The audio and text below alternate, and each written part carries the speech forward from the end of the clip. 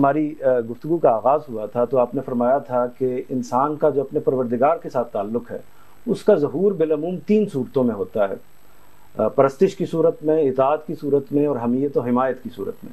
آپ نے فرمایا تھا کہ نماز جو ہے وہ اصل میں پرستش ہے۔ زکوٰۃ کیا چیز ہے؟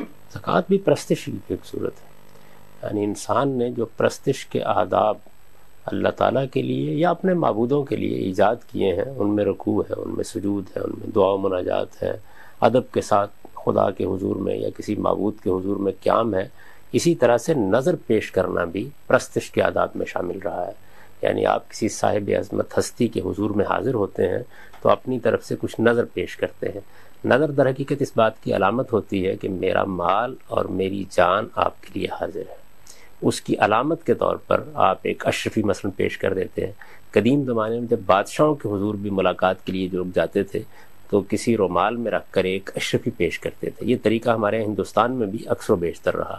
تو یہ قدیم ترین طریقہ ہے اپنے آپ کو کسی کے سپرد کر دینے یا اپنے جان اور مال کو علامتی طور پر کسی کے اوپر نثار کر دینے کا، اس کو بھیٹ دینا یا نظر پیش کرنا کہا جاتا ہے۔ تو زکوٰۃ کی حقیقت بھی یہی ہے، یہ بھی پرستشی کی ایک صورت ہے۔